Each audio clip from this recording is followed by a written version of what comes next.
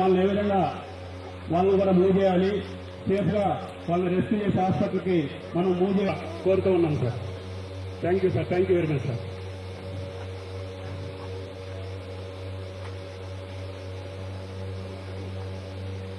ఇప్పుడు fire machine start అయింది already. ఆ సెక్షన్ నుంచి మనకి వచ్చి ఫైర్ కాల్ మెసేజ్ కూడా ఇస్తా ఉన్నారు.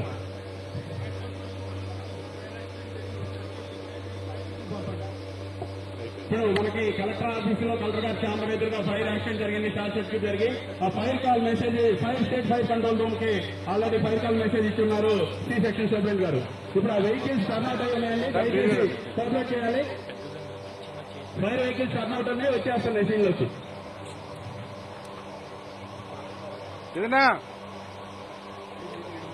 ఇట్లా వచ్చేస్తారు, ఇట్లా వస్తాయి వెహికల్స్, ఇట్లా వస్తాయి.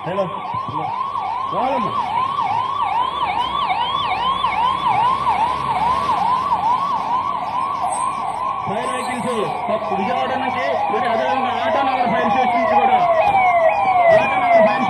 ఫైర్ వెహికల్స్ రెస్క్యూ కాల్ వచ్చేసిందండి. ఫైర్ ట్రాప్ అయి ఉన్నారు, పైన ఫస్ట్ ఫ్లోర్ లో ట్రాప్ అయి ఉన్నారు. ఆ ట్రాప్ అయి ఉన్న రెస్క్యూస్ మొదలైపోయి వెళ్ళిపోతా ఉన్నాయి. ఫస్ట్ ఫ్లోర్ లో ట్రాప్ అయి ఉన్నారు.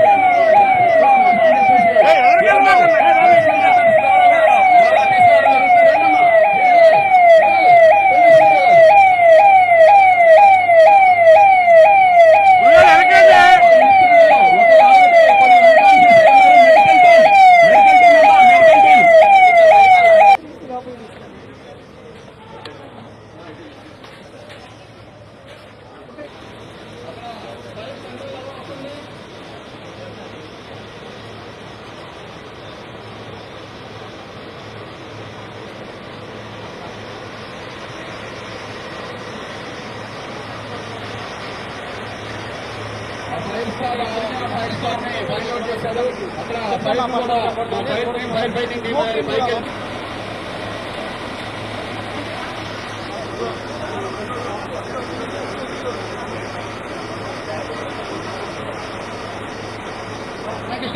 లోపలికి పైకి ఎక్కండి.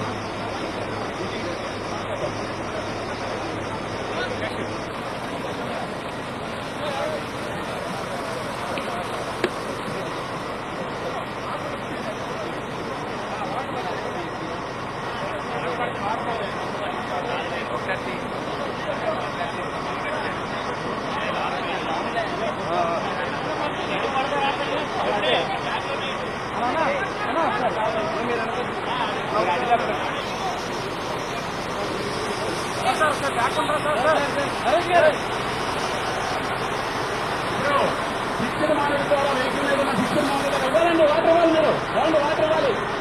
బాబు గట్టిచ్చేసే, బాబు బాగిచ్చేసే, గట్టిచ్చేసే. ఎక్కడ రక్తం శిక్షణ మానేది మనం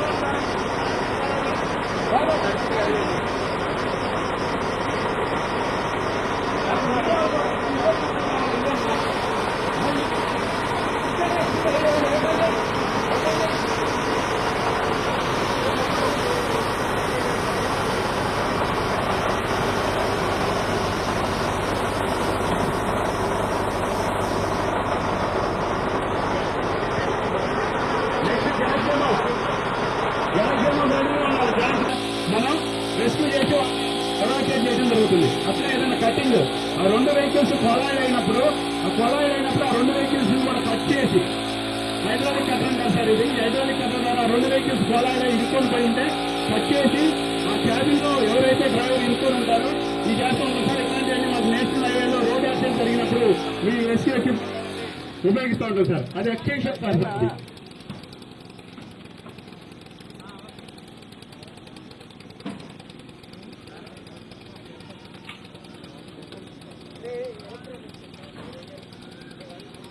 ఇది సార్ ఇది అట్లా సేమ్ కొలాయి రెండు వెహికల్స్ హిట్ అయినప్పుడు ఒకదాంట్లో ఒకటి ఇరుక్కొని పోయి ఉంటాయి సార్.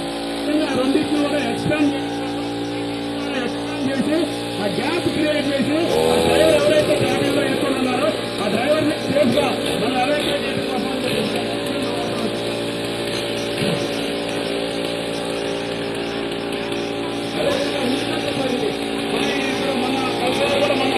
పర్సనల్ పరిశీలి చేశారు. గాలి వచ్చినప్పుడు అది ప్లాస్టిక్ లాగా చేసినప్పుడు సారే పర్సనల్ గా రోడ్డు మీద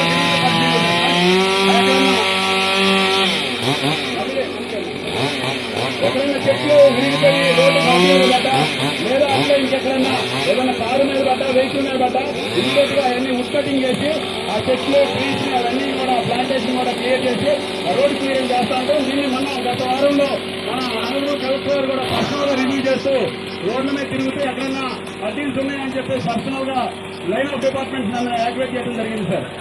అదేవిధంగా ఒక చిన్న మ్యాచ్ బాక్స్ ఇస్తే ఆ గ్యాస్ బండ్ ఒకసారి చూస్తాం సార్.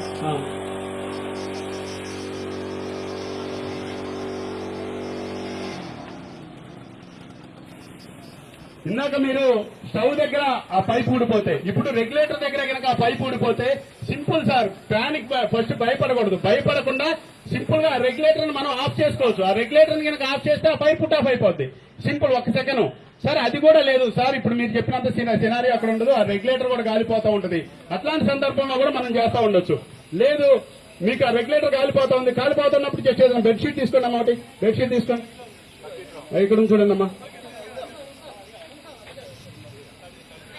ఆ బెడ్షీట్ ఎప్పుడు కూడా తడపాలండి, వెట్ చేయాలి. వెట్ చేసి కొంచెం దూరం నుంచి దాన్ని బీట్ చేసి దాన్ని పుట్ ఆఫ్ చేయొచ్చు. దూరం నుంచి దాన్ని బీట్ చేసి నేను దగ్గరలో పోలేను, నాకు భయం అవుతా ఉంది, మన ఇంట్లో ఉన్న డోర్ మ్యాట్ బెడ్షీట్ తీసుకుని 1 సెకండ్ అండి. అది 1 సెకండ్ లో పుట్ ఆఫ్ అయిపోయింది. Simple displacement of air. అక్కడ ఎయిర్ డిస్ప్లేస్మెంట్ అనే ఫార్ములా అప్లై అవుతుంది కాబట్టి ఎయిర్ ఎప్పుడైతే తప్పింగ్ దాన్ని చుట్టి తడి పట్టండి, ఖచ్చితంగా తడిపుంచాలా. దాన్ని ర్యాపింగ్ చేసి దాన్ని పుట్ ఆఫ్ చేయొచ్చు. చూడండి చూడండి. ఇప్పుడు మావాడే ప్రాక్టికల్ గా కూడా అది ప్రాపర్ గా చేయలేదు కాబట్టి అది రీకాల్ అవుతా ఉంది. మీరు తీసుకోండి సార్, వినయ్ సార్ మీరు తీసుకోండి.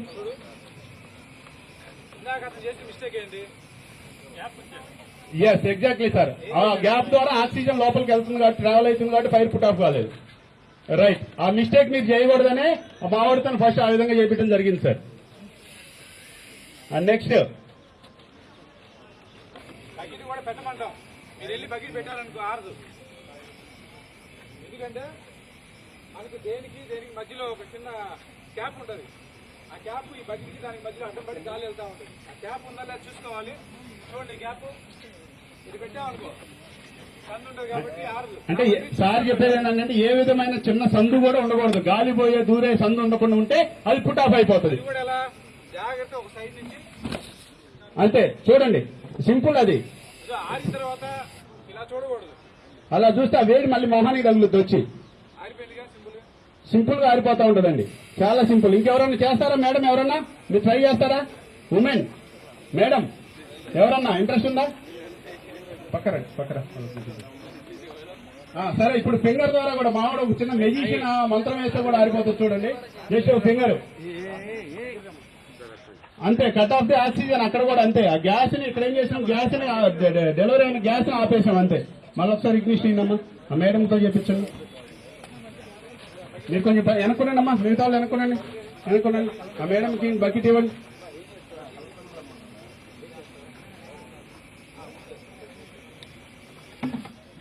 అంతే.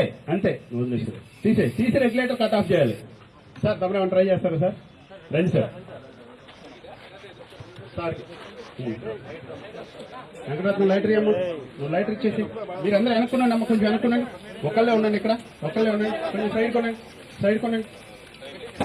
అంతే సార్. సార్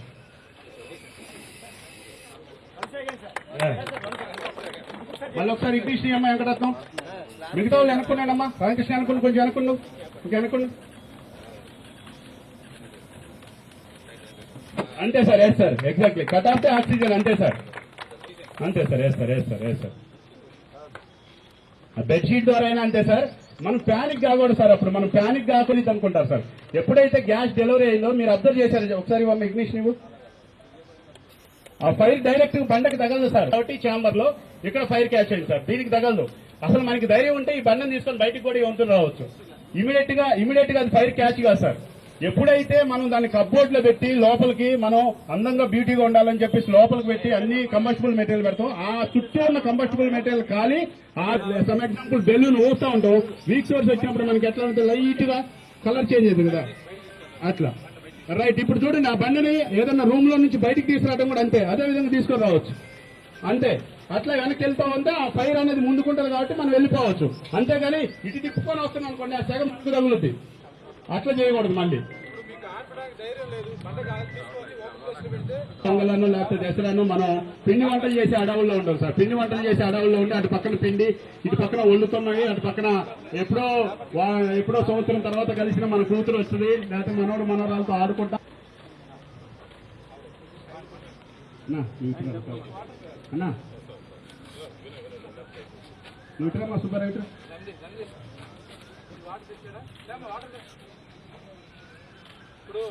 ఆయిల్ ఎప్పుడైతే ఫైర్ క్యాచ్ అవుతుందో అట్లా ఆయిల్ ఫైర్ క్యాచ్ అవుతూ ఉంటుందండి.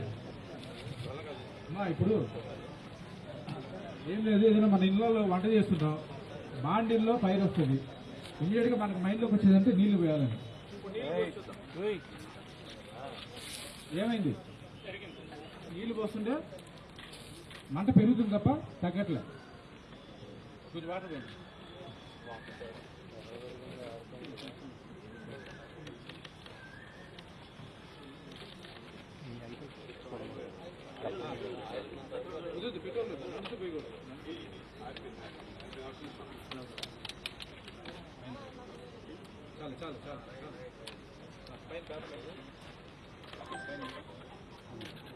చూడండి, ఇందా చేశాం కదా, నీళ్లు పడితే అది సేమ్ మనం బజ్జీల బండి దగ్గర చూస్తూ ఉంటాం. చూడండి ఏమవుతుంది, మంట పెరుగుతుంది. కాబట్టి నీళ్లు కొట్టకుండా దానికి సమానమైన పాత్ర ఒకటి తీసుకొని ఒక సైడ్ నుంచి ముయ్యాలి. సైడ్ నుంచి ముయ్యాలి, సైడ్ నుంచి ముయ్యి అట్లా.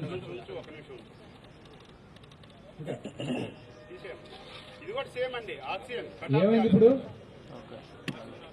ఆక్సిజన్ అందనీయకుండా చేసామంతే. Cut off the oxygen sir, ఇక్కడ కూడా సేమ్ పరమ సార్, కానీ అది కూడా ఇప్పుడు ప్రాక్టికల్ చేసి చూపిస్తారు.